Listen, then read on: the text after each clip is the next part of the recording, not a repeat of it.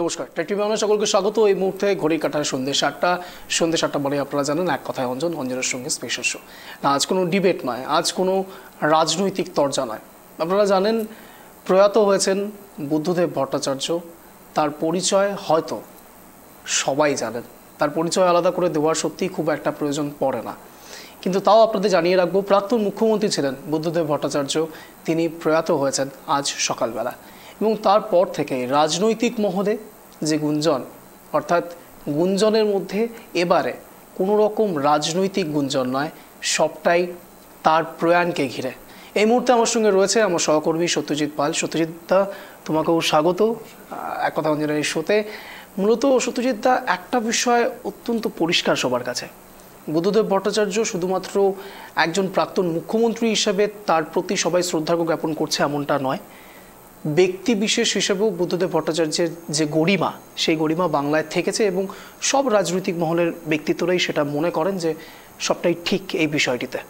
সত্যদা, একদমই তাই। দেখো, রাজনীতির ক্ষেত্রে একটা কথা বারবার উঠে আসে, অতীতেও বারবার হয়েছে যে রাজনীতি হয়তো ভদ্রলোকেদের নয়, রাজনীতিটাই ভদ্রলোকেদের নয়, বা যারা প্রতিষ্ঠিত উচ্চ রুচিশীল সম্মত মানুষদের নয়।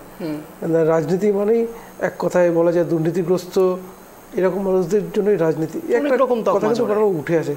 কিন্তু সেই প্রথাটাকে আমরা যে একটু আলাদা করে দেখি, তা সেখানে বিকল্প হয়ে উঠেছিলেন বুদ্ধদেব ভট্টাচার্য। দেখো, তিনি শুধু বামপন্থীর বাইরে রেখে তাকে যদি মানুষ হিসেবে দেখি, সুতরাং তার ভূমিকাকে অস্বীকার করার কোনো জায়গা নেই।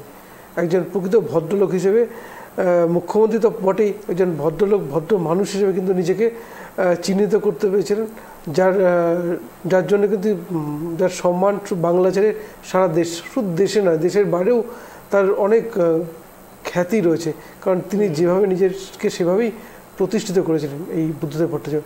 তো স্বাভাবিকভাবেই তার প্রয়াণকে রাজনীতিক রং দিয়ে নয়, একজন মানুষ, প্রকৃত মানুষ, ভদ্রলোক মানুষ হিসেবেই বাংলার মানুষ বিবেচনা করে, যার জন্য তার প্রয়াণে দেখো দল ও মত নির্বিশেষে সমস্ত রাজনৈতিক দলের সমস্ত স্তরের মানুষেরা এসছেন, তাকে শ্রদ্ধা জ্ঞাপন করছেন। এবং আমরা যে জানি তার বিপরীত বিরুদ্ধে থাকা রাজ্যের বর্তমান মুখ্যমন্ত্রী, তিনিও কিন্তু গভীর শোকস্তব্ধ, সেটাই কিন্তু বারবার বলেছেন। তো বুদ্ধবাবুর আজকের এই প্রয়াণ কিন্তু সমস্ত রঙের, সমস্ত দলের নেতাদের কিন্তু এক করে দিয়েছে।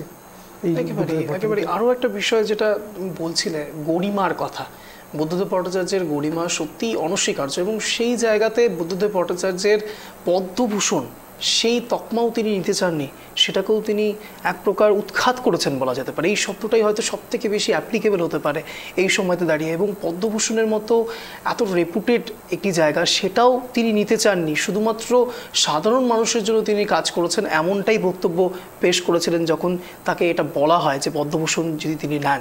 অর্থাৎ সেই জায়গাতেও তিনি সেই উপাধি, কোনো রকম উপাধি, কোনো রকম পদকের বাইরে গিয়ে তিনি সাধারণ মানুষের জন্য কাজ করতে চাইছেন। এইরকম মানুষ নজির হয়তো খুব কম পাওয়া যাবে বাংলাতেও। সত্যতা, দেখো, ত্যাগের ক্ষেত্রে যদি বামপন্থী দেখো, তার তালিকাটা অনেকটা লম্বা হবে। আমরা জানি প্রয়াত রাজ্যেরই প্রাক্তন মুখ্যমন্ত্রী জ্যোতি বসু, তার সামনে কিন্তু আমার সুযোগ ছিল দেশের প্রধানমন্ত্রী হওয়ার। আমরা যদি বাঙালির প্রধানমন্ত্রী, যেটা আমাদের এখনো আক্ষেপ থেকে গেছে, হয়তো সেটা পূরণ হতে পারতো। তো সেই জ্যোতিবাবু কিন্তু তার দলের কাছে এক কথা, শুধু তার এটা বলা ভুল, তার দলই তাকে কিন্তু বসতে দেয়নি সে সময়। তো বামপন্থীদের এই যে ত্যাগ বলো, বা এখানে যদি জ্যোতি বসুর কথাটা বলি, তিনি তো মেনে নিচ্ছে দলের সিদ্ধান্তটা। তো বুদ্ধবাবু তাকে যে পদ্মভূষণ, বিভূষণ, তো সেই যে দেওয়ার যে কেন্দ্র সরকার যে উদ্যোগটা, হয়তো দেখো ওই যে বললাম যে কী কারণে নেননি, সেটা হয়তো দলগত ব্যাপারও হতে পারে, কারণ কেন্দ্রে বিজেপি সরকার রয়েছে, সেটাও উল্টো পিঠে, তাদের ভাবধারা আলাদা, বিজেপির ভাবধারা আলাদা, কোনো রাজনৈতিক রাজনৈতিক কোনো ফায়দা বিজেপি পাক, সেটা হয়তো রাজনৈতিক দিক থেকে হয়তো এটা তিনি প্রত্যাখ্যান করেছিলেন। দেখো, পদ্মভূষণ তো দেশের সম্মান একটা, এটা বিজেপিরও দেওয়া পুরস্কার নয়, যেহেতু হয়তো রাজনৈতিক দিক থেকেই বিবেচনা করে হয়তো প্রত্যাখ্যানটা করেছিলেন, কিন্তু বলবো হয়তো নেওয়াটা এটাই মনে উচিত ছিল হয়তো। সেটাই, মানে কোনো এক জায়গাতে বুদ্ধদেব ভট্টাচার্য তার গরিমা, তার অনেকগুলো শব্দ বন্ধ হয়তো এই মুহূর্তে আমার মাথায়ও আসবে না। তার কারণ সব থেকে বড় যে প্রশ্ন এখন এই মুহূর্তে দাঁড়িয়ে রয়েছে, একজন ব্যক্তি, যেই ব্যক্তির প্রভাব সমস্ত তুমি যা বললে শুধুমাত্র এই বঙ্গে নয়, দেশে নয়, দেশের বাইরেও রয়েছে তার খ্যাতি, সেই মানুষটির প্রয়াণে দীর্ঘদিন ধরে তিনি ফুসফুসের সমস্যায় ভুগছিলেন এবং সেই অর্থাৎ জীবন মৃত্যুর সঙ্গে পাঞ্জা লড়ছিলেন তিনি, এবং দিনের পর দিন এর আগেও বিভিন্ন সময় তিনি হাইলাইটেড হয়েছেন, সংবাদ শিরোনামে এসছেন তার শারীরিক অসুস্থতার জন্য। এর আগেও দেখা গিয়েছে বিরোধী দলনেতা শুভেন্দু অধিকারী তিনি স্বয়ং গিয়েছিলেন প্রাক্তন মুখ্যমন্ত্রী বুদ্ধদেব ভট্টাচার্যের সঙ্গে দেখা করতে যখন তিনি অসুস্থ হয়ে পড়লেন মাঝপথে, এবং সেই সময় তার বক্তব্য ঘিরে নানান রকম জল্পনা কল্পনা শুরু হয়েছিল। অর্থাৎ রাজনৈতিক ব্যক্তিত্ব থেকে বাইরে বেরিয়ে গিয়েও দীর্ঘদিন রাজনীতির অগোচরে না থেকেও একেবারে নেপথ্যে গিয়েও যে তাকে নিয়ে আলোচনা হতে পারে, এটাই তো তার কাছে অনেক বেশি মাহাত্ম্যের কারণ হতে দাঁড়াতে পারে তার জীবনে।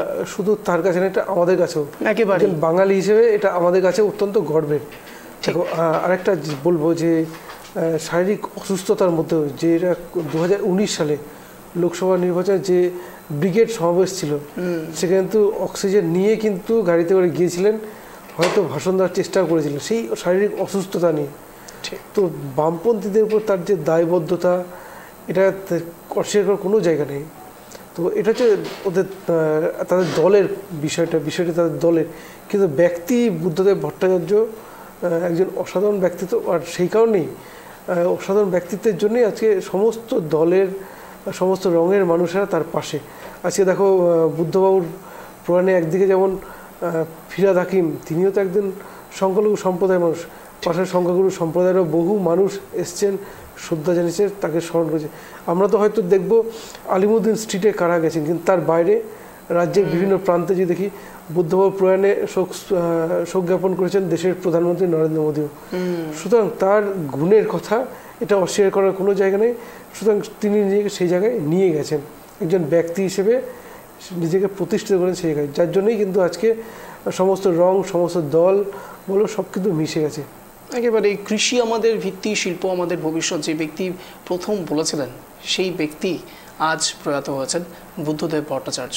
তার জীবনকাল খুব ছোট সংক্ষেপে ওয়ানলাইনার একটু দেখার চেষ্টা করি, আপনাদের সামনে রাখবো কি কি ঘটনা তার জীবনের মধ্যে দিয়ে গিয়েছে, ছোট আকারে দেখাবো। সত্যতা আসছি তারপরে, দেখুন।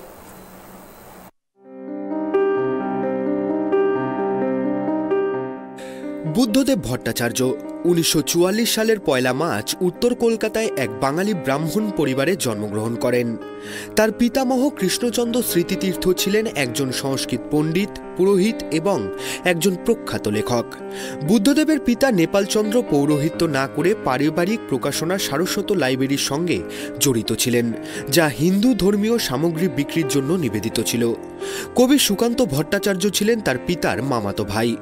বুদ্ধদেব ভট্টাচার্য কলকাতার প্রেসিডেন্সি কলেজে বাংলা সাহিত্য অধ্যয়ন করেন এবং বাংলা বিষয়ে বিএ ডিগ্রি অর্জন করেন এবং একটি সরকারি স্কুলের শিক্ষক হিসেবে যোগদান করেন। তিনি বিয়ে করেছেন মীরা ভট্টাচার্যকে এবং সুচেতনা ভট্টাচার্য নামে তাদের একটি সন্তান রয়েছে। কলেজ জীবনে রাজনীতিতে যোগদান করেন বুদ্ধদেব ভট্টাচার্য। 1966 সালে সিপিএমের প্রাথমিক সদস্যপদ নেন তিনি। পশ্চিমবঙ্গের উত্তাল খাদ্য আন্দোলনের সাথে সাথে ভিয়েতনাম যুদ্ধের সময় মার্কিন সাম্রাজ্যবাদ বিরোধী আন্দোলনে সক্রিয়ভাবে যোগদান করেন বুদ্ধদেব ভট্টাচার্য। পরবর্তীকালে 1968 সালে তিনি ভারতের গণতান্ত্রিক যুব ফেডারেশনের প্রথম রাজ্য সম্পাদক হিসেবে নিযুক্ত হন। এরপর 1972 সালে সিপিএমের রাজ্য কমিটির সদস্য হিসেবে নির্বাচিত হন বুদ্ধদেব বাবু। 1977 সালে বিধানসভা ভোটে প্রথমবার লড়াইয়ের ময়দানে দেখা যায় তাকে। কাশীপুর বিধানসভা কেন্দ্র থেকে বিধায়ক পদে নির্বাচিত হন এবং পশ্চিমবঙ্গ সরকারের তথ্য ও সংস্কৃতি মন্ত্রী হিসেবে নিযুক্ত হন। 1987 সালে তিনি তার নির্বাচনী কেন্দ্র পরিবর্তন করে যাদবপুরে প্রতিদ্বন্দ্বিতা করেন এবং ওই কেন্দ্র থেকে তিনি টানা 5 বার জয়ী হন এবং সেই জয়যাত্রা অব্যাহত থেকেছে 2011 বিধানসভা নির্বাচনের আগ পর্যন্ত। সেই সময়কালে রাজ্যের বিভিন্ন দপ্তর সামলেছেন তিনি। তথ্য সংস্কৃতি দপ্তর থেকে নগর উন্নয়ন, পর্যটন, কখনো পূর্ণমন্ত্রী আবার কখনো সাময়িকভাবে সামলেছেন দপ্তর। 1999 সালে ডেপুটি মুখ্যমন্ত্রী পদে নিযুক্ত হন তিনি। জ্যোতি বসু অবসর নেওয়ার পর 2000 সালে মুখ্যমন্ত্রী পদে বসেন বুদ্ধদেব ভট্টাচার্য। বাংলায় 34 বছরের বাম রাজত্বের শেষের 10 বছরের মুখ্যমন্ত্রী তিনি। ত্রয়োদশ এবং চতুর্দশ পশ্চিমবঙ্গ বিধানসভা সাধারণ নির্বাচনে জয়ী হয়ে মুখ্যমন্ত্রী হিসেবে শপথ গ্রহণ করেন বুদ্ধদেব ভট্টাচার্য। বেকার যুবক যুবতীদের চাকরি, রাজ্যে শিল্প কারখানা নিয়ে অনেক স্বপ্ন দেখেছিলেন তৎকালীন মুখ্যমন্ত্রী বুদ্ধদেব বাবু। সেই স্বপ্ন চুরমার হয়েছে। বলা হয় পশ্চিমবঙ্গের রাজনীতিতে সিঙ্গুর এবং নন্দীগ্রাম দুটি পর্যায়, আর বুদ্ধদেব ভট্টাচার্যের বাম সরকারের ভিত নাড়িয়েছিল সিঙ্গুরের সেই কৃষক আন্দোলন।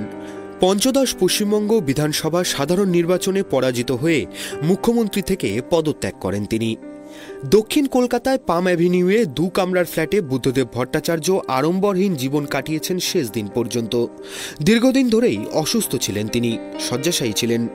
গত কয়েক বছরে শারীরিকভাবে অসুস্থ হয়ে একাধিকবার উডল্যান্ডস হাসপাতালে ভর্তি হতে হয়েছে তাকে।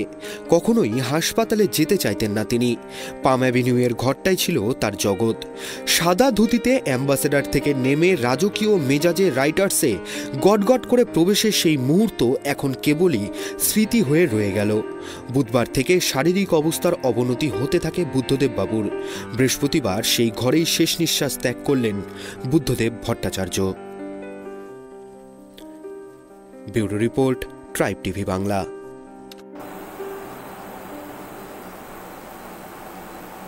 আপনাদের দেখালাম জীবনকাল প্রয়াত প্রাক্তন মুখ্যমন্ত্রী বুদ্ধদেব ভট্টাচার্যের। আর সেই পার্ক এভিনিউ বলা যেতে পারে, পাম এভিনিউয়ের সেই 2 কামরার ঘর, এবং সেখানে সত্যতা একটা বিষয় অত্যন্ত গুরুত্বপূর্ণ, সেই অ্যাম্বাসেডর, সাদা অ্যাম্বাসেডর, যেটা ঐতিহাসিকভাবে সারা জীবন স্বর্ণাক্ষরে লেখা থাকবে। তিনি সেই শেষ জীবন পর্যন্ত ওই অ্যাম্বাসেডরটিকে সযত্নে রেখে গিয়েছেন। আচ্ছা, এটাকেই একটু আলাদাভাবে দেখো। বাংলার রাজনীতির যারা হয়তো 1 টার্মস 5 বছর কাউন্সিলর থাকে, তাদের আর্থিক অবস্থাটা কোন জায়গায় পৌঁছায়? ঠিক কোটি টাকার গাড়ি নিয়ে ঘোরেন। তো সেইখানে বুদ্ধদেব ভট্টাচার্য টানা 2000 সাল থেকে 11 বছর রাজ্যের মুখ্যমন্ত্রী পদে ছিলেন, অথচ এখন আড়ম্বরহীন জীবন কাটাচ্ছেন। এইটাই ব্যক্তি বুদ্ধদেব সাদা মাটা, একদমই তাই। সেই সাদা অ্যাম্বাসেডর যেটা ছিল তাই। কিন্তু আজকের দিনে যদি আমাদের বিধায়ক, সাংসদ বাধ্য, সামান্য কাউন্সিলররাই তাদেরই জীবনযাত্রার মান বদলে যায় শুধু 1 টার্মস কাউন্সিলর থাকলে। তো এখানে একটা জিনিস বলবো যে এটা বামপন্থারও যেন গুরুত্বপূর্ণ ভূমিকা রয়েছে, ব্যক্তি বুদ্ধদেব ভট্টাচার্যেরও ভূমিকা রয়েছে। দেখো, বামপন্থীদের মধ্যে সবাই ভালো তা তো নয়, তাদের মধ্যেও খারাপ ছিল। কারণ তাদের মধ্যে এই দীর্ঘ 34 বছর যে ক্ষমতায় ছিল, নেতাদের ঔদ্ধত্য তো ছিল। তো সেইখানে দাঁড়িয়ে বুদ্ধদেব ভট্টাচার্য, তিনি দীর্ঘদিন রাজ্যের তথ্য প্রযুক্তি মন্ত্রী ছিলেন, পাশাপাশি তুমি জানো রাজ্যের একমাত্র উপমুখ্যমন্ত্রী। এই উপমুখ্য পদ কিন্তু তার জন্যই প্রথম সৃষ্টি হয়। তো সেই রকম একজন মানুষ আজ যেভাবে তার জীবনের শেষ দিনটা কাটালেন, তা সত্যি শুধু বাংলা নয়, দেশের রাজনীতি, হয়তো সারা বিশ্বের রাজনীতি খুঁজে পাওয়া বিরল বর্তমান দিনে। একেবারেই সত্যতা। আরও একটা বিষয় যেটা রয়েছে যে এই বুদ্ধদেব ভট্টাচার্যকে নিয়ে যখন একেবারে যে প্রতিবেদনও আমরা দেখলাম, নন্দীগ্রাম সিঙ্গুর আন্দোলন, একের পর এক আন্দোলনে যখন তাকে একেবারে বিদ্ধ হতে হচ্ছে, 2011 সালে তিনি পরাজিতও হয়েছেন। যেই মুখ্যমন্ত্রী মমতা বন্দ্যোপাধ্যায় পরাজয় স্বীকার করলেন যার কাছে, বুদ্ধদেব ভট্টাচার্য, সেই বুদ্ধদেব ভট্টাচার্যের কাছে গিয়েই নতমস্তকে চলে গেলেন স্বয়ং আমাদের মুখ্যমন্ত্রী মমতা বন্দ্যোপাধ্যায়। তিনি সেখানে গিয়ে রীতিমতো শ্রদ্ধা জ্ঞাপন করলেন। এটাই হয়তো আমাদের বাংলার, বিশেষ করে বাংলা নয়, রাজনীতির সৌজন্যতাবোধ এই জায়গাতেই হয়তো থাকা উচিত। আমার মনে পড়ছে এখনও সেই বিধানচন্দ্র রায়ের কথা এবং জ্যোতি বসুর কথা। সেই সময় 1952 সাল, সেই সময়তেও সেই সৌজন্য সাক্ষাৎকার, সেই সৌজন্য একই সময় বিধানচন্দ্র রায়ের বিপরীতে দাঁড়িয়ে রয়েছে তখন জ্যোতিবাবুও তখন সামনে দিয়ে যাচ্ছেন। বিধানচন্দ্রবাবু বলছেন যে কোথায় যাচ্ছেন, জ্যোতিবাবু বলছেন যে আপনার বিরুদ্ধেই বিক্ষোভ বা আন্দোলন প্রদর্শন করতে। বিধানচন্দ্রবাবু বলছেন যে একটু খেয়ে যান, তারপর এই মুড়ি খেয়ে গিয়ে তারপর সেখানে বিক্ষোভ প্রদর্শন করুন, নাহলে জোর পাবেন না। সেই একই রকম সৌজন্য হয়তো আজ অনেক দিন পরে একটু হলেও দেখা গিয়েছে। অর্থাৎ বুদ্ধদেব ভট্টাচার্য যে শুধুমাত্র একটি নাম নয় বা একজন প্রাক্তন মুখ্যমন্ত্রী নয়, তার নজির হয়তো আজ অনেকটাই প্রকাশ পেয়েছে। একদমই দেখো, বিধানচন্দ্র রায়ের কথা যখন বললে, আমরা বিভিন্ন আজকে সংবাদ মাধ্যমে আমরা যে পুরনো লেখাগুলো আমরা যদি দেখি, সেখানে যেটা পাওয়া যায় যে জ্যোতি বসু যখন বিরোধী দলনেতা ছিলেন, তিনি কিন্তু অনেকবারই কিন্তু তৎকালীন মুখ্যমন্ত্রী বিধানচন্দ্র রায়কে নানাভাবে বিদ্ধ করেছেন। এবং সেখানে যেই হয়তো বিধানসভা থেকে বেরিয়ে বিধানচন্দ্র রায় হয়তো জ্যোতিবাবুকে বলেছেন যে খুব ভালো বলেছে, হয়তো তার বিরুদ্ধেই বলেছেন, কিন্তু তিনি সেই সৌজন্যকে খুব ভালো বলেছে, কিন্তু মাথাটা একটু ঠান্ডা রাখা দেবে। এটা আমরা বিভিন্ন সংবাদ মাধ্যমে অনেক সময় প্রকাশিত হয়, পুরনো লেখা, তো উঠে আসে বিষয়গুলো। তো বাংলার এই যে সৌজন্যতা, রাজনীতির সৌজন্যতা যদি দেখি, কিছুটা হলেও কখনো কখনো খামতি থেকে যায়, মনে হয় যে হয়তো সৌজন্যটা উড়ে গেছে। কিন্তু বুদ্ধদেব ভট্টাচার্য, তাকে কেন্দ্র করে আজকে যে সৌজন্যটা সামনে এলো, ভবিষ্যতের রাজনীতিবিদ বা বর্তমান রাজনীতি যারা করেন বা ভবিষ্যৎ প্রজন্মে যারা হবেন রাজনীতিবিদ, তাদের অন্তত এই সৌজন্যটা দেখে কিছুটা শেখা উচিত যে রাজনীতিতে সৌজন্যের উপরে কিছু নেই। দেখো, রাজনীতির বিরোধিতা তো থাকবেই, রাজনীতি মানে বিরোধিতা, আর রাজনীতিতে বিরোধী দলের একটা বিশেষ ভূমিকার কথাও দেশের সংবিধানে রয়েছে। সুতরাং এইখানে দাঁড়িয়ে বলবো, এই সৌজন্যতা কখনোই সরানো উচিত না, ধরে রাখা উচিত। সেটা বর্তমান রাজনৈতিক নেতা নেত্রীদের বিভিন্ন দলে, তারা বামপন্থী হতে পারেন, তৃণমূলের হতে পারেন, বিজেপি কংগ্রেস হতে পারেন, বা অন্যান্য রাজনৈতিক দল হতে পারেন, প্রত্যেকেরই উচিত এই সৌজন্যের রাজনীতিটা বজায় রাখা। কারণ সৌজন্যতা একজন ভালো, দেখো বুদ্ধবাবু একজন ভালো মানুষ বলেই কিন্তু আজকে এই সৌজন্যতা প্রকাশ পেয়েছে। হয়তো তার কাজকর্মের রেকর্ড যদি আলাদা থাকতো, বা ব্যক্তি বুদ্ধবাবু যদি নিজেকে বামপন্থী ছাড়িয়ে নিজেকে ছাপিয়ে না যেতেন, তাহলে তো এই সৌজন্যতা এতটা নাও চোখে পড়তে পারতো। একেবারে তুমি যেটা বলছো যে দলের ওপরে গিয়ে নিজের ব্যক্তি বিশেষের যে তৈরি করা নিজেকে, সেই জায়গাটা তৈরি করেছিলেন বুদ্ধদেব ভট্টাচার্য। আর ঠিক সেই জন্যই হয়তো মহান সমারোহে এখনও পর্যন্ত বুদ্ধদেব ভট্টাচার্যকে সবাই ভিড়ে শুধুমাত্র রং নয়, একেবারে দলমত নির্বিশেষে তার প্রতি শ্রদ্ধা জ্ঞাপন করছে। আর ঠিক এই জায়গাতেই বুদ্ধদেব ভট্টাচার্যের আরও একটি বিষয় সামনে আনা অত্যন্ত দরকারি, তা হলো বুদ্ধদেব ভট্টাচার্যের জেস্চার। এর আগেও বুদ্ধদেব ভট্টাচার্য যখন তার রাজনৈতিক জীবনে বিভিন্ন রকম কলা কুশলী থেকে শুরু করে কার্যকলাপ করেছেন, সেখানেও কিন্তু বুদ্ধদেব ভট্টাচার্যের জেস্চার অনেকাংশেই ধরা পড়েছিল। আর ঠিক এই বিষয়গুলো নিয়েই আবারও আসছি আলোচনায়, সঙ্গে থাকছে আমার সহকর্মী সত্যজিৎ পাল। আর এখন সময় একটা ছোট্ট বিরতি, ফিরছি বিরতির পর, কোথাও যাবেন না, দেখতে থাকুন বুদ্ধর অধ্যায়ের অবসান।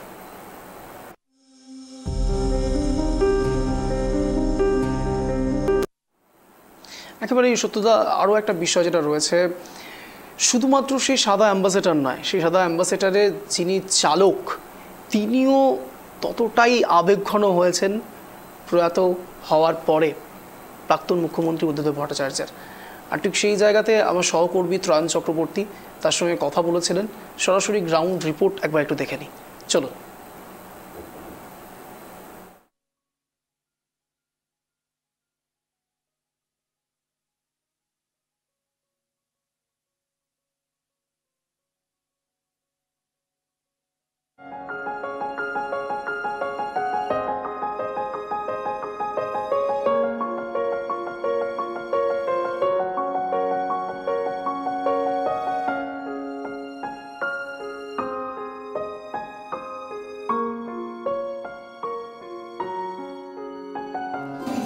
কিছু অশুভ শক্তি ভীষণ দাপট দেয়, ভীষণ দাপট। তখন মনে হয় এই যে আমাদের পরিবেশ, এই যে বইমেলা, এই যে ফিল্ম ফেস্টিভ্যাল, এই যে নাট্য উৎসব, এই যে গ্রুপ থিয়েটার, লিটল ম্যাগাজিন, এই সব কিছু থাকবে তো? আমি আশাবাদী এই অর্থে আমি মনে করি একে কেউ নষ্ট করতে পারে না।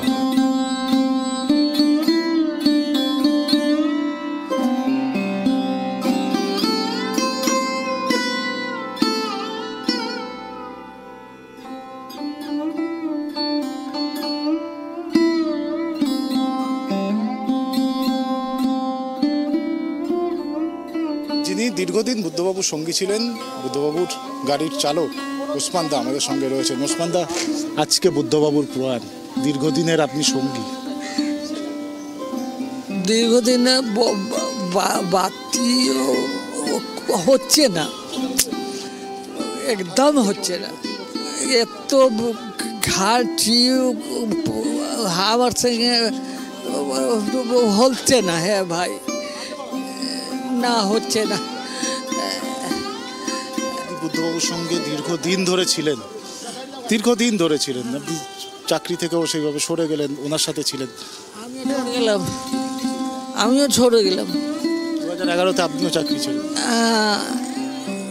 উনিও ছেড়ে গেলেন, আমিও ছেড়ে, উনিও ধরলেন, আমিও ধরলাম। কোনো ঘটনা কি মনে পড়ছে এখন?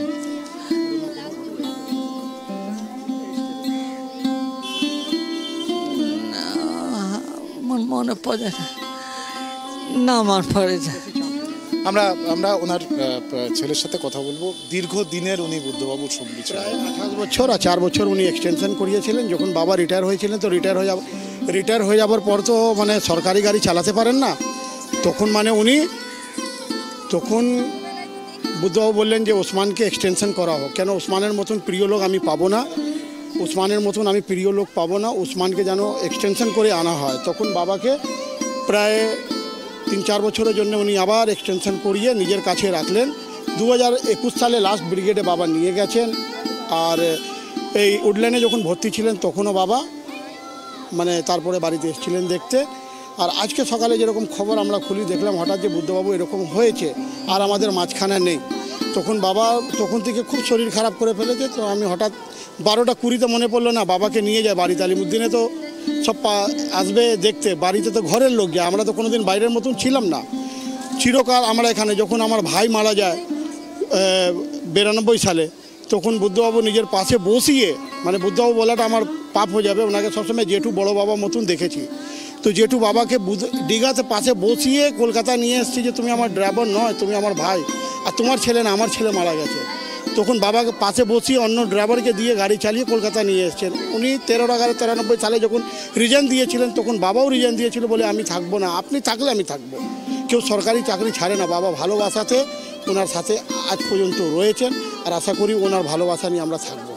আমাদের পরিবারের সাথে ওনার একটা আলাদা সম্পর্ক ছিল। ঈদ, বকরিদ, মহরম, যে ভালো মন্দ আমরা বানাবো, আমরা খাবো, ভালো মন্দ যাই বানাবো, ঈদ, বকরিদ, মহরম যেটাই রান্না করব আমরা আনন্দতে। ঈদে মানে আমাদের বাড়ির সেমই ছাড়া আগে কোনো কিছু পুজো, যদি উনি বাড়িতে পুজো করতেন, পুজো করার পর ঈদ বকরিদে যা আমরা প্রসাদ বানাবো ওসমান নিয়ে আসবে, খাবো, তবে আলিমুদ্দিন বেরাবো। আজকে ঈদের দিন ওসমান তুমি ছুটি করে নাও, বললো না আমি ছুটি করবো না। বাবা জীবনে মানে ওনার কাছে থেকে ছুটি করেননি।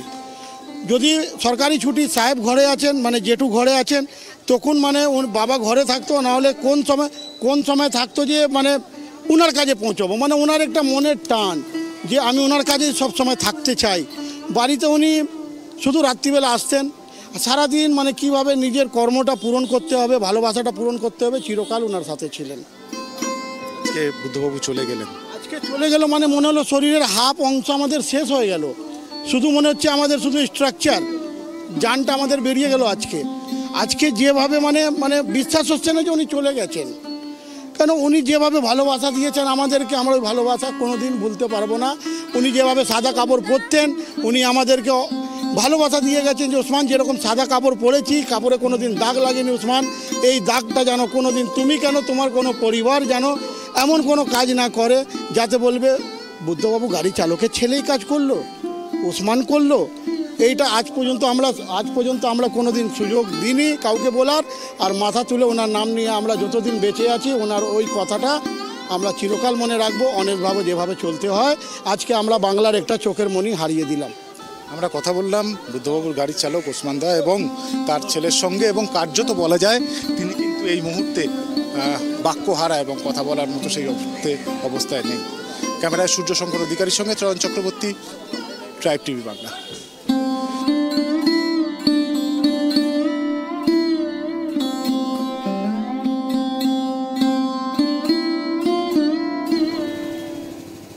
এক সময় মনে হয় সভ্যতায় শেষ হয়ে গেল, ফুরিয়ে গেল, কিন্তু তখনও রবীন্দ্রনাথ আবার ফিরে আসেন আমাদের চিন্তায়।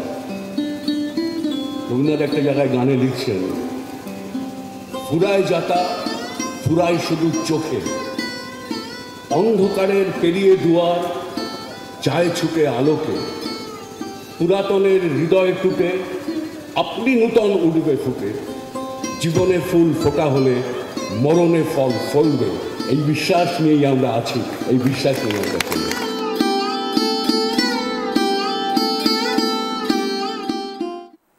মরমে ফুল ফুটবে। সত্যদা, একটা বিষয় যা একেবারে শেষ প্রতিবেদনের শেষে বুদ্ধদেব ভট্টাচার্যের ভাষায় রবীন্দ্রনাথ ঠাকুরের কবিতা, তিনি বলছেন যে শেষ লগ্নে ফুলটা ঠিক ফুটবে, অর্থাৎ তিনি অপটিমিজমে বিশ্বাসী ছিলেন, তিনি আশাবাদী ছিলেন এবং রাজ্যের যুবক যুবতীরা যারা রয়েছেন তাদের ভবিষ্যতের দিকে তিনি কোনো এক জায়গাতে অগ্রগামী ছিলেন, ভাবতেন। তার এই প্রকাশগুলো, তার এই বার্তাগুলো আজকের নয়, দীর্ঘদিন আগের তার এই বক্তব্য থেকে এটা একেবারে পরিষ্কার। আর ঠিক সেই জায়গাতে সিঙ্গুর এবং নন্দীগ্রাম আন্দোলন। সত্যতা একদমই তাই। দেখো, আশাবাদী তো বুদ্ধবাবু ছিলেনই, তখন আমরা পেছনে ফিরে যাই পেছন দিকে। বামপন্থীদের রাজনীতি এক কথায় বলা চলে জঙ্গি আন্দোলন বলা যেতেই পারে, মানে যেভাবে অ্যাগ্রেসিভভাবে আন্দোলনটা করেন বামপন্থীরা। পরে সে সময় নকশাল ছিল, নকশালদের তাদের ধাঁচেই কিন্তু বামপন্থী রাজনীতিটা চলতো। তো সেইখানে দেখো, বুদ্ধবাবু প্রথম যখন ডিওয়াইএফআই রাজ্য সম্পাদক হন, তো তারপর থেকে তো রাজনীতি তার উত্থান। কিন্তু যেটা সবচেয়ে গুরুত্বপূর্ণ যে বামপন্থীরা যেই ভাবধারায় বিশ্বাসী, কারণ দেখো এই যে বলবো জঙ্গি আন্দোলন যদি বলে, নকশাল টাইপের যে আন্দোলন, সেইখানে দাঁড়িয়ে বুদ্ধবাবু কিন্তু বামপন্থীদের কখনো হিংসাত্মক রাজনীতির ক্ষেত্রে, বিশেষ করে ডিওয়াইএফআই রাজ্য সম্পাদক হয়ে সেইভাবে কিন্তু হিংসাত্মক কার্যকলাপ সে কিন্তু অগ্রণী হতে দেখা যায়নি, অন্তত তার নেতৃত্বে। পাশাপাশি আরেকটা জিনিস দেখো, রাজনীতিতে সে সময় যারা ছিলেন আরও যদি দেখি আমরা, সুভাষ চক্রবর্তী ছিল, জ্যোতি বসুর পরবর্তী যদি বলি, সুভাষ চক্রবর্তী, শ্যামল চক্রবর্তী ছিলেন, অনিল বিশ্বাস, বিমান বসুরা ছিলেন। কিন্তু সেখানে সাংগঠনিক দিক থেকে তারা কিন্তু অনেকটা এগিয়ে ছিলেন বুদ্ধবাবুর তুলনায়। তো সেইখানে দাঁড়িয়ে একজন আশাবাদী মানুষই তো পারেন বাকিদের থেকে অনেকটা এগিয়ে যেতে। তো তার সেই কবিতা যেটা উনি বললেন, তো সেই আশাবাদী মানুষ, তো সেইখানে তার যে রাজনৈতিক উত্থান যদি বলি, দেখো ৭৭ সালে যে তথ্য প্রযুক্তি মন্ত্রী হয়েছিলেন, এরপর যদি দেখি আমরা মন্ত্রী পদে থাকার পর একসময় জ্যোতিবাবুর সাথে মনোমালিন্য হওয়ায় এক বছর তিনি মন্ত্রী পদে বাইরে ছিলেন, পাশাপাশি 1982-তে হেরে যান। এছাড়া তুমি দেখো শুধুমাত্র একজন আশাবাদী মানুষই হঠাৎ করে যে বললাম যে জ্যোতিবাবুর অত্যন্ত ঘনিষ্ঠ সুভাষ চক্রবর্তী, বিমান বসু, অনিল বিশ্বাস, তাদের ছাপিয়ে উপমুখ্যমন্ত্রী, রাজ্যের একমাত্র এবং প্রথম উপমুখ্যমন্ত্রী হয়ে উঠলেন জ্যোতি বসু, এই বুদ্ধদেব ভট্টাচার্য। এবং তারপরে আমরা দেখেছি যে রাজ্যের, কারণ এই যে 1999 তৃণমূল কংগ্রেসের প্রতিষ্ঠার পর 99 যে লোকসভা নির্বাচন, সেখানে তৃণমূলের সাফল্য বলা যায়, নতুন একটা দল যেখানে 9টি আসন প্রায় পেয়েছিল। তো যার ফলে একটা কিন্তু জ্যোতি বসু সরকারের ভিতরে একটা জনমত প্রকাশ পাচ্ছিল, যার ফলে কিন্তু বামপন্থীরা জ্যোতিবাবুকে সরানোর যে প্রক্রিয়া নেয়, সেখানে বুদ্ধদেব ভট্টাচার্যের নেতৃত্বেই 2001 সালে লড়াই করে এবং ক্ষমতায় ফেরে। কিন্তু সেখানে যে জনমতটা ছিল, জনরোষ যেভাবে তৈরি হয়েছিল, যদি দেখো অ্যান্টি ইনকামবেন্সি যদি দেখি, 2001 সালে কিন্তু পতন ছিল সময়ের অপেক্ষা। কিন্তু বুদ্ধদেব ভট্টাচার্যকে মুখ করে কিন্তু তার যে স্বচ্ছ ভাবমূর্তি বলো, একজন ভদ্রলোক সুলভ যে কাজকর্ম, তো স্বাভাবিকভাবে 2001 সালে পুনরায় সরকারে ফিরে আসতে সাহায্য করেছিল। এরপর তো আমরা জানি 2001-এর পরে যে ফিরে আসার পর তৃণমূল কংগ্রেস কিন্তু অনেকটা ভেঙে যায়। এবার 2004-এর লোকসভা নির্বাচনে তৃণমূল বাংলা থেকে মাত্র 1টি আসন পায়। কোথাও যেন মনে হচ্ছিল হয়তো মমতা বন্দ্যোপাধ্যায়ের রাজনীতির কেরিয়ারে হয়তো ইতি পড়ে গেল, তৃণমূল কংগ্রেসের রাজনৈতিক কেরিয়ারে ইতি পড়ে গেল। কিন্তু তারপরে 2006 তো যেটা বুদ্ধদেববাবু বিধানসভায় বলেছিলেন রাইটার্স বিল্ডিংয়ে, যে আমরা 230, ওরা 230, বিশেষ করে সিঙ্গুর, এই যে সিঙ্গুরের ন্যানো কারখানা এবং এই যে কেমিক্যাল হাব, সেটা নিয়ে যে বিতর্কে বুদ্ধদেবের এই মন্তব্য কিন্তু তোলপাড় ফেলে দিয়েছিল গোটা বাংলায়। তবু বলবো দেখো, এটা তো বিধানসভায় যদি বলো, সেখানে তো আসনটা সবথেকে বড়, ঠিক। তো সেখানে সিপিএমের ছিল 230-এর বেশি আসন, তৃণমূল কংগ্রেস প্রধান বিরোধী দল মাত্র 30-এ আটকেছে। তারপরে তো যে আন্দোলন আমরা তো জানি, গোটা বাংলাদেশে সারা দেশ দেখেছে যে সিঙ্গুর নন্দীগ্রাম, বিশেষ টাটার ন্যানো কারখানা যেখানে জমি অধিগ্রহণ নিয়ে তৃণমূল কংগ্রেসের আন্দোলন, মমতা বন্দ্যোপাধ্যায়ের আন্দোলন, যার ফলে কিন্তু সরকারের পরিবর্তন এসেছে। কিন্তু যেটা অত্যন্ত গুরুত্বপূর্ণ, দেখো এখানে যে মমতা ব্যানার্জি যে আন্দোলনের ধর্নায় বসা, এখানে কিন্তু তৎকালীন শিল্পমন্ত্রী যিনি ছিলেন নিরুপম সেন, তিনি কিন্তু এই ধর্নায় বসে দেওয়ার বিরোধী ছিলেন। কারণ রাজ্যের পুলিশ মন্ত্রী বুদ্ধদেব ভট্টাচার্য তিনি হয়তো পারতেন জোর করে, যেটা আজকে জোর করার জন্য বাংলাদেশের অবস্থা যেটা হলো, কিন্তু বুদ্ধদেব ভট্টাচার্য কিন্তু সেই জোরটা কিন্তু করেননি। ধর্নায় মমতা বন্দ্যোপাধ্যায় বসেছিলেন এবং তার ফলে যে তার ধর্নার পরিণতি তো আজকের 2011-র পরিবর্তন বলা যায়। একেবারে ঠিক এই জায়গাতেই প্রাক্তন মুখ্যমন্ত্রী বুদ্ধদেব ভট্টাচার্যের প্রয়াণে বিশেষ ব্যক্তিত্বরা কি মন্তব্য করেছেন সেটা একবার দেখাবো। এক্স হ্যান্ডেলে তাদের মত প্রকাশ করেছেন, রাখছি দেখুন। আমরা সরকারিভাবে আজকে রাজ্য সরকার ছুটি ঘোষণা করে দিয়েছি, আজকে ফুল ডে ছুটি থাকবে এবং আগামীকাল সসম্মানে রাষ্ট্রীয় সম্মানের সাথে আমরা তাকে শেষ বিদায় জানাতে চাই গান স্যালুটের মাধ্যমে। এবং আমি রবীন্দ্রদেবকে এটাও বলেছি, আপনি পার্টির সাথে কথা বলুন, পিস ওয়ার্ল্ডে না রেখে যদি আপনারা ভাবেন যে কারণে পিস ওয়ার্ল্ডে রাখা হচ্ছে, বডিটা ইনভার্ম করে রাখলে 72 আওয়ার্স ইনট্যাক্ট থাকে, সেক্ষেত্রে আপনারা রবীন্দ্র সদনেও রাখতে পারেন, নন্দনেও রাখতে পারেন, সেখানে অনেক মানুষ আছেন যারা দেখতে পারেন, কারণ শেষ দেখা তো সবাই দেখতে চায়।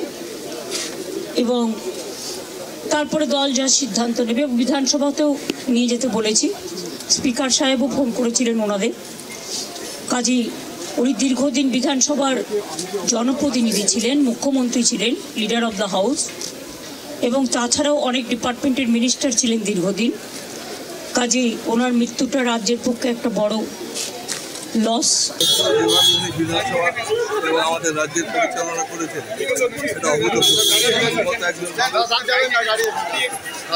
চলে যাওয়া তো আমার সত্যি মর্মাহত। এটা আমাদের রাজ্যের একটা বিরাট ক্ষতি হলো, ওর মতো মানুষ পাওয়া যাবে। ব্যক্তিগত ভট্টাচার্যের সঙ্গে আপনার কোনো মুহূর্তে এই মুহূর্তে সামান্য কিছু মনে করছে? এমনি দেখুন, যেদিন আমাদের শপথ গ্রহণ ছিল, আমি সৌজন্যবোধ কাকে বলে সেদিন আমি দেখেছি। তিনি গিয়েছিলেন সেই দিন মুখ্যমন্ত্রী শপথ গ্রহণের দিন, এবং একটা চেয়ারে বসতে দিয়েছিল, একটা সোফায়, তাতে হয়তো দুজন অ্যাকোমোডেট করা যায়, সেখানে 4 জন বসছিলেন।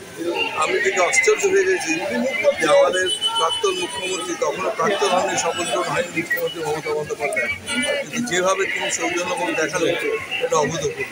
এমএলএ ছিলেন সৌগত রায়, তখন উনি আমায় বলছেন একটা জায়গা খুঁজে বার করো, আর সুজয় চক্রবর্তীকে দেখিয়ে দাও জায়গাটা। এই স্মৃতিগুলো আজকে মনে পড়ছে যে রাজনৈতিকভাবে বিরোধিতা নিশ্চয়ই ছিল, কিন্তু মানুষ হিসেবে একটা মনের মধ্যে শ্রদ্ধা ছিল। আজকে সেই শ্রদ্ধা ব্যক্তিটা আমাদের ছেড়ে চলে গেছে। আজ সকাল 8:20 নাগাদ পশ্চিমবঙ্গের প্রাক্তন মুখ্যমন্ত্রী এবং কমিউনিস্ট পার্টির বর্ষিয়ান নেতা শ্রী বুদ্ধদেব ভট্টাচার্য পরলোক গমন করেছেন। এই দুঃখের সংবাদে আমরা অত্যন্ত মর্মাহত। তার শোকসন্তপ্ত পরিবারকে আমার তরফ থেকে, আমার পার্টির তরফ থেকে আমি সমবেদনা জানাই। মাননীয় বুদ্ধদেব ভট্টাচার্য পশ্চিমবঙ্গের অন্যতম জনপ্রিয় রাজনীতিবিদ ছিলেন। মতাদর্শগতভাবে ভিন্ন মেরুর লোক হলেও ব্যক্তিগতভাবে ওনাকে আমি অত্যন্ত সম্মান করতাম। তার ঈশ্বরের কাছে প্রার্থনা করি তার আত্মার সদ্গতি হোক এবং তার পরিবারকে এই দুঃখের সময়ে, এই কষ্টের সময়ে ঈশ্বর যেন শক্তি প্রদান করে, এবং পরিবারের প্রতি আমি আবার আমার সমবেদনা জানাই। ধরে বাম জমানায় বাম শাসনের বিরোধিতা করে আমরা রাজনীতি করেছি। আমি কংগ্রেসের এমএলএ পদে দাঁড়িয়েছিলাম, হেরেছি, কখনো জিতেছি, লোকসভায় জিতেছি। তো স্বাভাবিকভাবেই প্রতি মুহূর্তে বাম ঘরানার রাজনীতির বিরোধিতা করেই আমাকে এগোতে। সেটা হচ্ছে এই একটা রাজনৈতিক ব্যক্তি যে তার গোটা রাজনৈতিক জীবনে কখনো সততা থেকে বিচ্যুত হননি, তার রাজনৈতিক নিষ্ঠা থেকে সরে আসেননি, তার আদর্শ থেকে তিনি কখনো পিছপা হননি। এবং যে ব্যক্তির বিরুদ্ধে কখনো কোনো দুর্নীতি, স্বজন পোষণ করার কোনো অভিযোগ আজ পর্যন্ত বাংলাকে করতো। কিন্তু কথা হচ্ছে যে সব কিছু শেষে লক্ষ্য করে দেখুন, একটা প্রাক্তন মুখ্যমন্ত্রী সামান্য একটা ফ্ল্যাটে সাধারণ জীবনযাত্রা নির্বাহ করে কিভাবে আজ আমাদের ছেড়ে চলে গেলেন, এই উদাহরণগুলো কিন্তু বাংলাকে গর্বিত করে। বাংলার রাজনৈতিক যে প্রেক্ষাপট, সেই রাজনৈতিক প্রেক্ষাপট একটা উজ্জ্বল জ্যোতিষ্কের মতন এগুলো কিন্তু বিরাজ করে। তার পরিবারের প্রতি আমার সমবেদনা। প্রয়াত প্রাক্তন মুখ্যমন্ত্রী শ্রী বুদ্ধদেব ভট্টাচার্য মহাশয় একবার সুন্দরবনের এই প্রান্তে যখন এসেছিলেন, শ্রী রামকৃষ্ণ আশ্রম নিমপিঠে তাকে আমরা দেখার সৌভাগ্য হয়েছিল। একটি ব্যতিক্রমী ঘটনার আমরা সাক্ষী। সেই সময় যিনি যখন মন্দিরে প্রবেশ করেন, ঠাকুর, মা, স্বামীজি। শুধু তো একটা বিষয় যা উঠে এলো, মুখ্যমন্ত্রী মমতা বন্দ্যোপাধ্যায় তৃণমূল কংগ্রেস, বিমান বন্দ্যোপাধ্যায় তিনি স্পিকার এবং ফিরহাদ হাকিম তিনিও তৃণমূল কংগ্রেসের, সুকান্ত মজুমদার তিনি বিজেপির এবং সঙ্গে সঙ্গে অধীর রঞ্জন চৌধুরী তিনি কংগ্রেসের নেতা এবং সঙ্গে সঙ্গে অনন্ত। প্রত্যেকেই একটা বিষয় খেয়াল করে দেখো যে রাজনৈতিক ব্যক্তিত্ব আলাদা আলাদা হতে পারে, রং আলাদা আলাদা হতে পারে। ইনফ্যাক্ট রামকৃষ্ণ মিশনের তিনি পর্যন্ত বুদ্ধদেব ভট্টাচার্য সম্বন্ধে একটা কথা, এই কথাগুলো বলে গেলেন যে তিনি ব্যক্তি বিশেষ হিসাবে একটু অন্যরকম। আর ঠিক এই জায়গাতে তোমার কাছে আসবো, কিন্তু তার আগে এক্স হ্যান্ডেলে কারা কারা কী কী পোস্ট করেছেন, কোন ব্যক্তিত্বরা কী কী পোস্ট করেছেন, একবার সেই বিষয়টা রাখছি সামনে। দেখুন, রাজ্যপাল এক্স হ্যান্ডেলে লিখেছেন, বুদ্ধদেব ভট্টাচার্য ছিলেন এমন একজন নেতা যিনি জীবনের সমস্ত ক্ষেত্রে মানুষের ভালোবাসা এবং সম্মান পেয়েছেন। সংস্কৃতির প্রতি আগ্রহ মানুষকে তার প্রতি শ্রদ্ধাশীল করেছিল। অন্যদিকে মুখ্যমন্ত্রী মমতা বন্দ্যোপাধ্যায় লিখেছেন, পশ্চিমবঙ্গের প্রাক্তন মুখ্যমন্ত্রী শ্রী বুদ্ধদেব ভট্টাচার্যের আকস্মিক প্রয়াণে আমি মর্মাহত। এই মুহূর্তে আমি খুব দুঃখিত বোধ করছি। এই শোকের সময়ে মিরাদি এবং সচেতনের প্রতি আমার আন্তরিক সমবেদনা জানাই। তিনি অনেক কিছু লিখেছেন এক্স হ্যান্ডেলে, অনেক ব্যক্তিত্বই লিখেছেন। অন্যদিকে অভিষেক বন্দ্যোপাধ্যায় লিখেছেন, আমি গভীরভাবে মর্মাহত বুদ্ধদেব ভট্টাচার্যের বিদেয়ী আত্মার চিরশান্তি কামনা করে। অন্যদিকে শুভেন্দু অধিকারী, যার কথা বলছিলাম সত্যতা, শুভেন্দু অধিকারীও লিখেছেন, পশ্চিমবঙ্গের প্রাক্তন মুখ্যমন্ত্রী বুদ্ধদেব ভট্টাচার্যের প্রয়াণে আমি শোকাহত এবং ওম শান্তি। সঙ্গে সঙ্গে ব্রাত্য বসু তিনি লিখেছেন, বাংলার মানুষ একজন প্রখ্যাত নেতাকে আজ হারালেন। এই শোকের সময় আমি তার পরিবার এবং অগণিত ভক্তদের প্রতি আমার সমবেদনা জানাচ্ছি। অন্যদিকে সীতারাম মিয়েচুরি, আপনারা প্রত্যেকেই জানবেন, বুদ্ধদার খবরটা এখন এলো, তখন আমার চোখের ছানি অপারেশন হচ্ছিল। তার দৃষ্টিশক্তি আগামী দিনেও আমাদের পথপ্রদর্শন করবে। মল্লিকার্জুন খাড়গে, আপনারা সবাই জানেন, 5 দশকের দীর্ঘ রাজনৈতিক জীবনে তিনি মানুষের সেবা করেছেন। তিনি লিখছেন, পশ্চিমবঙ্গের প্রাক্তন মুখ্যমন্ত্রী বুদ্ধদেব ভট্টাচার্যের মৃত্যুতে তার পরিবার এবং সহকর্মীদের গভীর সমবেদনা জানাচ্ছি। সুকান্ত ভট্টাচার্য আপনাদের সামনে বক্তব্য রেখেছিলাম, তার সঙ্গে সঙ্গে এক্স হ্যান্ডেলে তিনি মন্তব্য করেছেন, মাননীয় বুদ্ধদেব ভট্টাচার্য পশ্চিমবঙ্গের অন্যতম জনপ্রিয় রাজনীতিবিদ ছিলেন। রাজনৈতিক মতাদর্শগতভাবে ভিন্ন মেরুর মানুষ হলেও ব্যক্তিগতভাবে আমি তাকে সম্মান করতাম।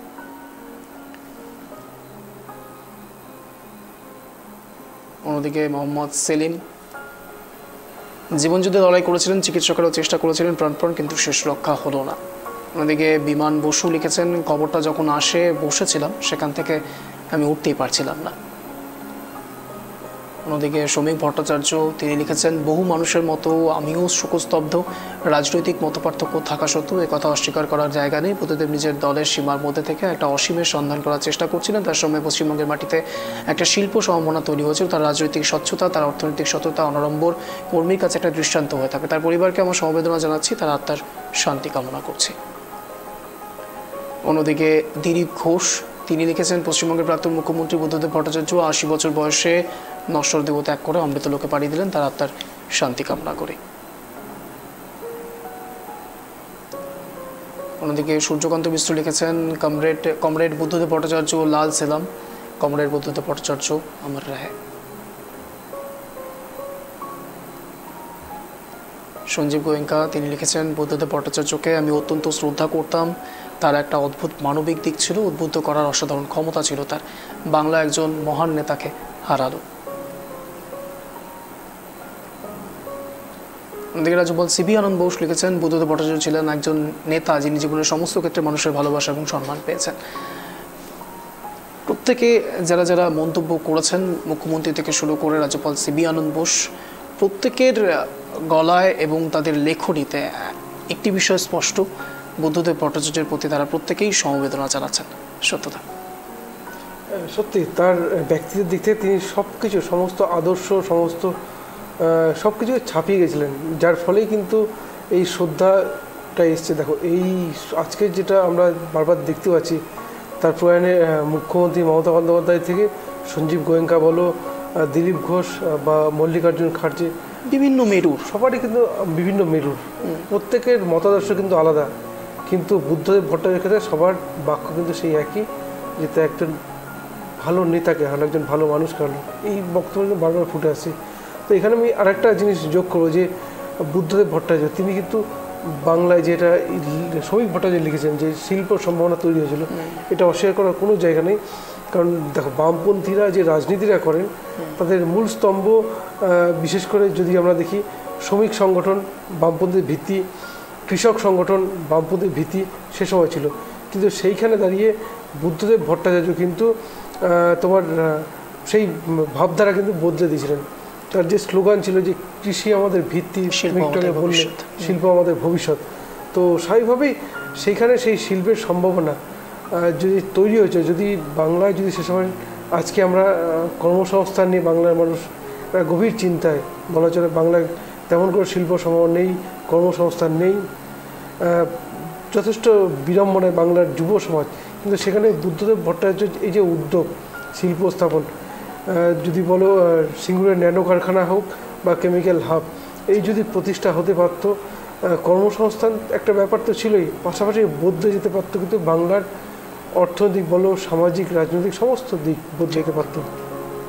আজকে যেমন বাংলার বিরুদ্ধে একটা স্লোগান উঠেই আসছে যে বাংলার কোনো শিল্পপতি বাংলায় শিল্পের জন্য বা ইনভেস্ট করতে রাজি নন, আগ্রহী নন।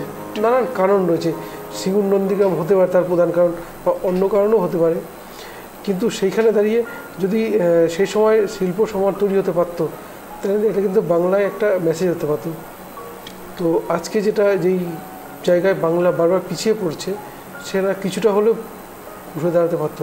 আর একটা জিনিস বলবো, যে বর্তমানে যেটা বাংলার গভীর উদ্বেগ, শুধু বাংলা নয়, একটা কথা বাংলা যে লজ্জায় বারবার পড়ছে, যে শিক্ষক নিয়োগ দুর্নীতি। আমরা সবাই জানি শিক্ষকতা একটা পবিত্র পেশা, তো সেইখানে সেই পবিত্র পেশায় যে দুর্নীতির ছবি সামনে আসছে। দেখো, বুদ্ধবাবু দীর্ঘ 11 বছর রাজ্যের মুখ্যমন্ত্রী ছিলেন, তো বাম দলে যে প্রত্যেক বছর এসএসসি শিক্ষক নিয়োগ, এই প্রক্রিয়া কিন্তু বাংলার যুব সমাজকে এক কথায় একদিকে যেমন তাদের অ্যাম্বিশন যেমন তৈরি করেছিল, উচ্চাসা জাগিয়ে তুলেছিল, পাশাপাশি ক্রাইমটাও কিন্তু অনেক কম ছিল। আজকে দেখো, যুব সমাজ কিন্তু বিভ্রান্ত, কারণ এই যে এসএসসি বন্ধ হয়ে যাওয়াতে একটা বিভ্রান্তের মুখেই পড়েছে যুব সমাজ। কারণ তো সেইখানে দাঁড়িয়ে বুদ্ধদেববাবু এই যে 10 বছর মুখ্যমন্ত্রী পদে ছিলেন, 11 বছর, তো সেখানে কিন্তু তেমন দুর্নীতির অভিযোগ কিন্তু নেই, যেটা অধীরবাবুও বললেন। তো এই যে স্বচ্ছ ভাবমূর্তির মানুষ, জানি আমরা আলোচনাও করলাম সেই সাদা অ্যাম্বাসেডর এবং সেই দু কামরার ঘর, একদমই তাই। এখন আমরা যে বাংলার কথাই দেখি, যে কাটমারি প্রক্রিয়া চলছে, বা যে চাকরিতে যে ঘুষের ব্যাপারগুলো, শুধু বাংলা নয়, বাংলাদেশেও যে শেখ হাসিনা পতনের কারণ কিন্তু এটাও। তো সেইখানে দাঁড়িয়ে বুদ্ধদেব ভট্টাচার্য কিন্তু নিজেকে আলাদা অন্য উচ্চতায় নিয়ে গিয়েছিলেন, তো যার ফলে কিন্তু আজকে তিনি সবার শ্রদ্ধার প্রাপ্ত। কিন্তু যেটা সবচেয়ে গুরুত্বপূর্ণ, যে বাংলার পরবর্তী রাজনীতিবিদ যারা রয়েছেন, তাদের তারা যদি বুদ্ধদেবকে অনুসরণ করেন, তাহলে বাংলার রূপরেখা হয়তো বদলাতে পারে।